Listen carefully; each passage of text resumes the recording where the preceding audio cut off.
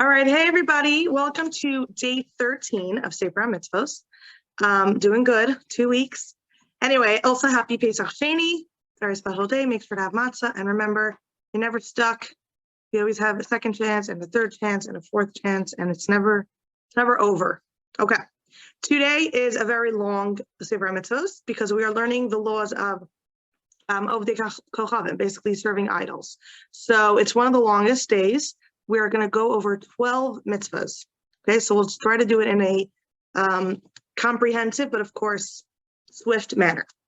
First mitzvah we're going to do today is number 10, negative mitzvah number 10, which is that we're forbidden from investigating idolatry and looking into its contents. In other words, you're not allowed to learn about idolatry and learn about all the different religions and types of worshiping and cultures. A lot of the cultures that we learn about are based in idolatry. Don't learn about it. Don't investigate. Don't research. Don't study it. The mitzvah the pasuk that this is based on is al tifnu el halilim. Do not look at the idols. Don't look. Like, this has nothing to do with you. Don't learn about it. Don't contemplate about it. All this is forbidden because you'll hear, oh, this spirit, when you do this, this will happen, and this constellation, this happens, and that happened. And when you think about these things and you analyze these things, which are, Rambam uses the word, they're fantasies, they're fake, there's nothing real about them. But a lot of people treat them as real. Eventually, you'll maybe be drawn to it and then maybe doing it, etc. So it is a slippery slope. Don't pay attention to it. Don't turn to it. If you turn to them, what happens? You make them into a god. It's like they become relevant. If you study something, even if your approach is, oh, this is silly, blah, blah, blah, but if you study it and you look into it, you're turning it into something that it's not. And he mentions, even for a second, there's the idea to not even look at the sun and the moon. Now, we're not practically talking about looking at the sun and the moon. You're allowed to look at the sun, maybe with sunglasses. Of course, look at the moon. It's there's a lot of Jewish lessons that we learn from the moon. But what it means is, don't look at the sun and the moon and be like, wow, you are so powerful. Because we know that is a way of religious thinking that, of course, is antithesis to Torah. Okay.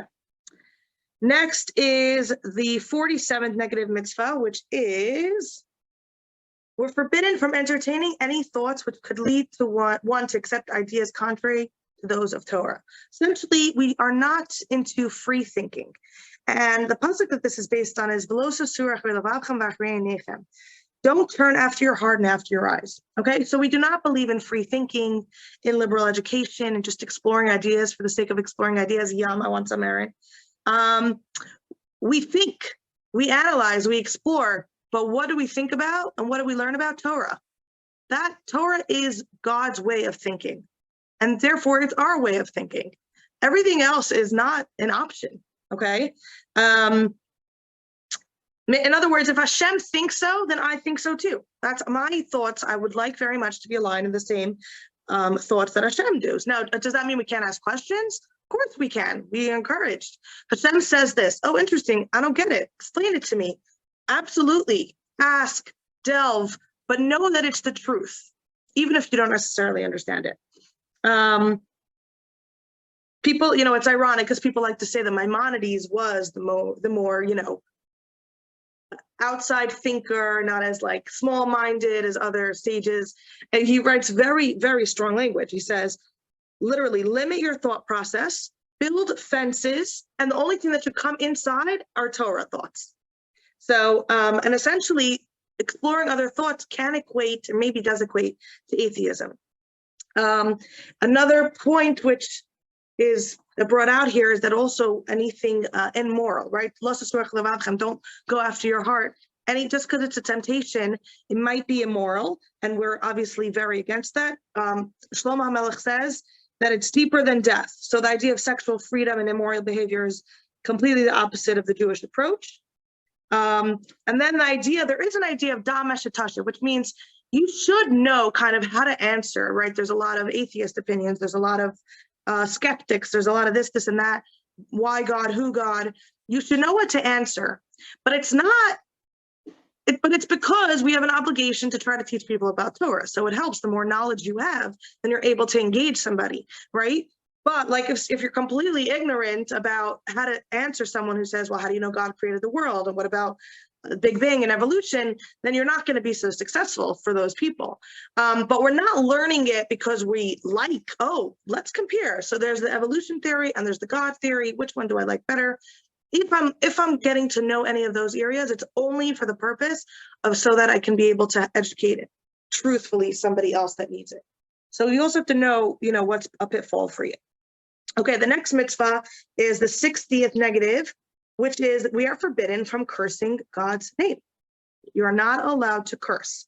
And it's very interesting because the Torah, the way it refers to this, is actually birchas Hashem, blessing Hashem, but it's really saying the opposite.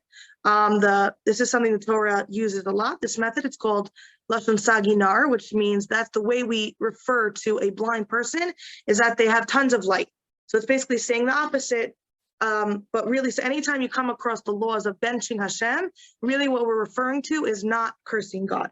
Let's understand a little bit more. So this is what we refer to as blasphemy. It's a very, very serious offense. It is by capital punishment. But what specifically are we talking about? So there's two names that if you curse God with these names, those are capital. Other times are allowed. You're not allowed to. You get punished, but it's not capital punishment. So what are the two names you're not allowed to say?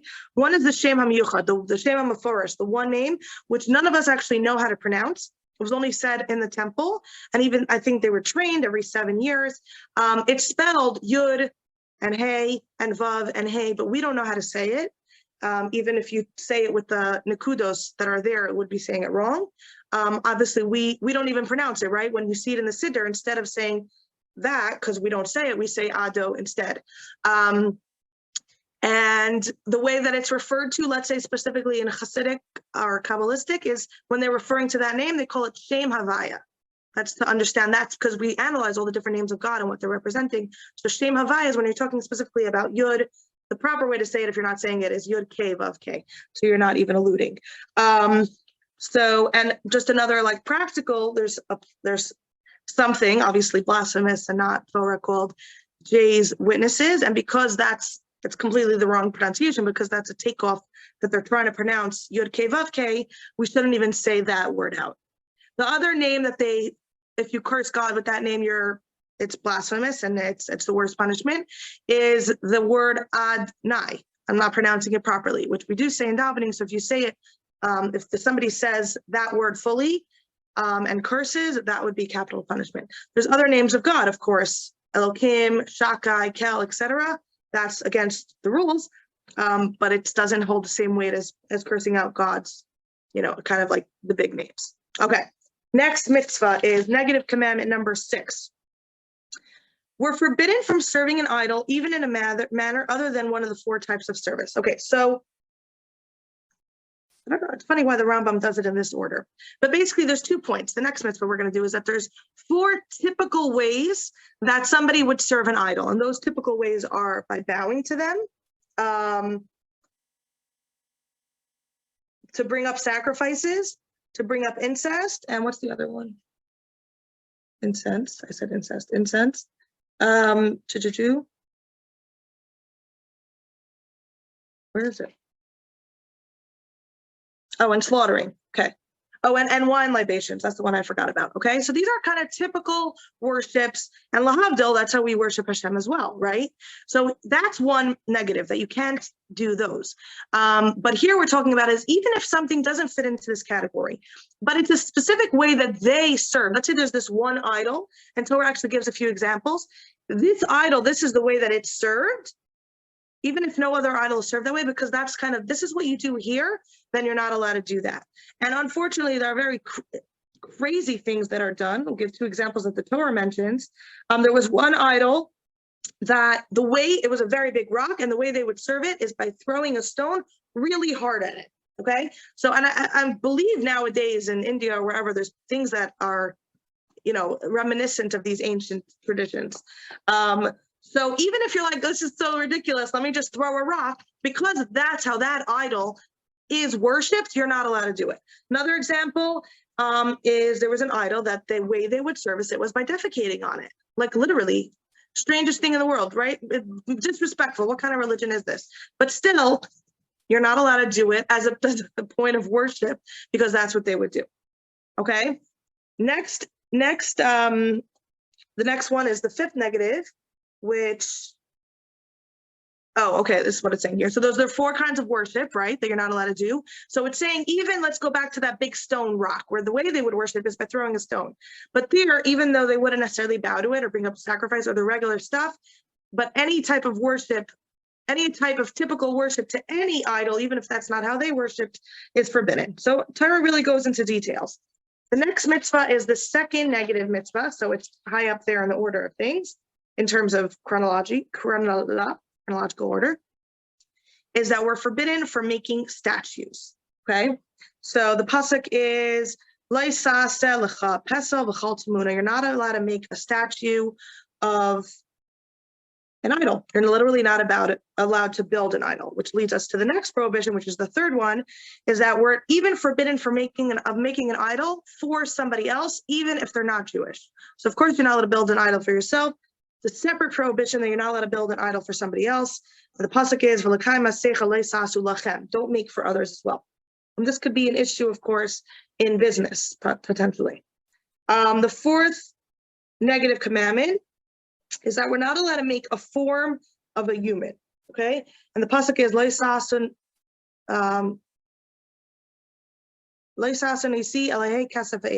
not allowed to create a statue. We're talking about specifically the form of a human. Of course, this comes into a lot of questions, but essentially if it's made out of metal, stone, or wood, even if you don't intend to worship, a full statue or a bust can be an issue as well, as long as it's the full thing. I believe, because like he was saying a golf tournament thing, if like there's a cap on the guy, and that's not considered a full thing, but we know that in a Jewish home, you don't have a full statue of a human form. We don't do that. Okay, the next mitzvah is the 15th negative, which is that we're forbidden from leading people to idolatry.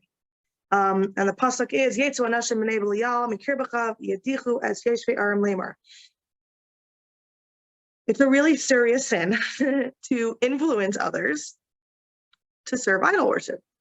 And there's 2 types. There's someone he called a mediach, which is public figure. They publicly try to influence a lot of people to serve idols and to do something against Hashem. And then there's something called a mesis, which is someone to an individual. You know, you smooth up a person and you try to have a specific influence on them as an individual. Now we're going to focus on the public person. So this is called a mediach. And of course, you're not allowed to be that. That's this mitzvah. The next mitzvah, which is the 186th mitzvah, a positive one, is that we're commanded to execute every last inhabitant of a city.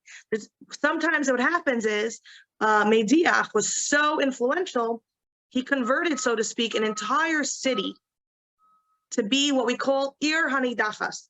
It's a term you might hear a lot. Ir hanidachas, the entire city was turned over and convinced by this terrible person to serve idols, and our obligation is to wipe them out.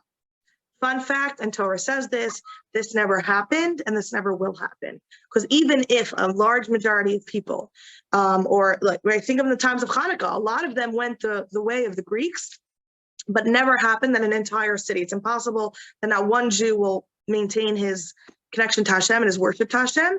However, we are taught these laws, and they're considered mitzvahs just to show us on the stringency, on the importance of being careful with these things. So that's 186, is that you have to wipe out a city called an ir hanidachas that's taken on this approach, this anti-God worship. The next one is the 23rd negative mitzvah, is that we're forbidden from rebuilding an ir hanidachas. So if there was a city that was destroyed for this reason, you're not allowed to rebuild it. Again, practically this never happened. Number 24 negative commandment is that, take it a step further, if you burn it, then you can't benefit from it. In other words, this is burnt, never to be seen, never to be used. So this is just really showing the stringency of ir hanidachas. All right, so basically, we did that pretty quickly. We did 12 mitzvahs, and we're showing on how you are not allowed to engage in idol worship, literally, but also anything that might lead to that by learning it. There is no other reality to us other than Torah. Torah is Hashem. Everything else is nonsense. End of story. And even for fun to explore it or to know it, it's not a mitzvah to know about the other faiths, right? It's not the source of tolerance. Tolerance is because we respect every Jew. It doesn't mean we have to every human. We don't have to know everything about their lives, especially if they are antithetical to godliness and to Torah. The Shabbos, which we're not going to do, is talking about the mitzvahs of the mesis, more the person that individually influences another Jew. And I will see you again on Monday. Thank you very much. Happy Pesach Sheni.